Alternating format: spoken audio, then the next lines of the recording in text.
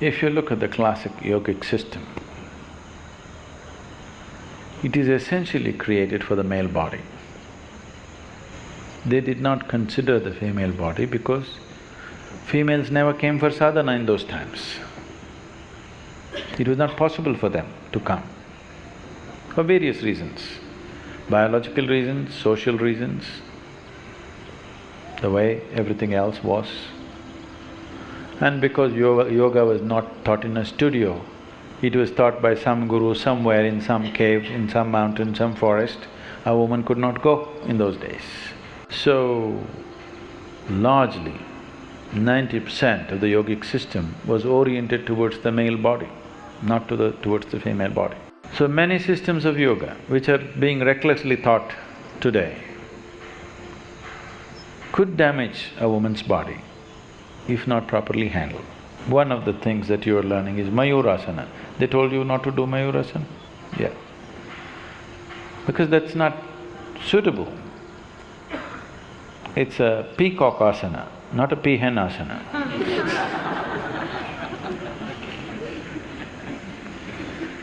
There are certain things a woman should not do at all. There are some certain things that she should not do at certain times. So what she should not do at all? Generally in Isha Yoga, we have not even looking at those things except Mayurasana and a few other things which are not in coming in touch with you. For brahmacharis, we have a few things which are not necessary for others. So, during certain times, what you should not do depends from one woman to another, it could be little different. Not everybody suffers those few days as much as somebody else. For some people, it throws their whole life off the track. Some people go through it without much disturbance, either in their psychological or physiological system. If we are doing anything which is very forceful, if you're doing any practice which is forceful in nature, it is best to avoid it at those times. Because any forceful activity could cause agitation in the body and in the mind, because at that time, naturally body is seeking a certain amount of rest, a certain amount of quiet, not agitated activity. There are certain other aspects which are more towards Kriya than asana. If you have learned to do asana in a very relaxed way, it's all right to do everything. If you're still not there, it's better to avoid a few things. But if you do asanas properly, the struggles that you're having with your monthly cycles should completely go away. At least the pain and the cramps and the works should just completely disappear if your sadhana is right. If it is increased after sadhana, you must wait for 3 months. After 3 months, if still not reduced, then we must relook at your sadhana, how you're doing it. What you're doing may be okay, but how you're doing needs to be looked at. With kriyas, there are more restrictions. With asana, there is not much restriction. There may be some practices which are physical postures and also kriyas. They are the things that you need to be really careful about. Like we are doing Surya Kriya. Surya Kriya needs to be looked at carefully because if too much sun burns within you, then it's very good on one level. But if it's troubling you in your feminine aspect, then we need to readjust it, we need to rejig it a little bit for you. It's very important, it's individual. There is no common prescription like that. But generally what's being taught as Isha Yoga need not be avoided, it's all fine, except the Kapalabhati, everything else is fine, can be done. Because Kriya Yoga demands a certain extreme sense of discipline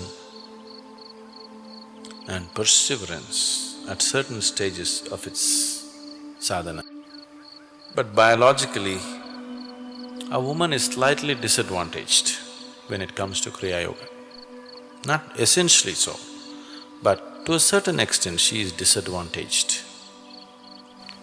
The general Kriya Yoga that was taught was mostly designed for a male because most of the practitioners were male.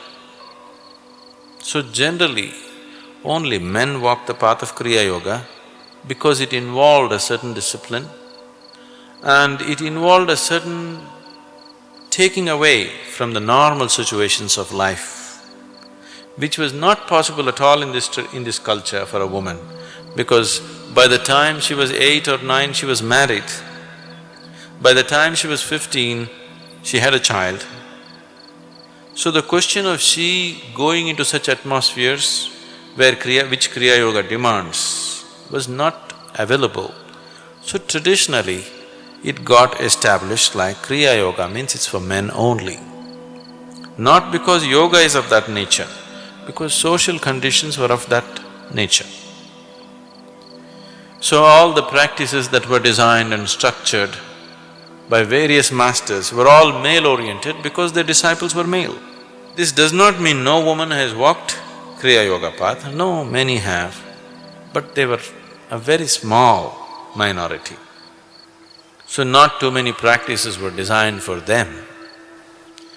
But the systems that we have structured here are suitable for women also. They're doing well with their practices. So can a woman walk Kriya Yoga? Yes, she can. But if she wants to walk Kriya as 100% path, she's slightly disadvantaged. She's come with a little handicap. So she needs little extra effort if she's willing to do that. But it's always best if one wants to progress, to mix all aspects of life, to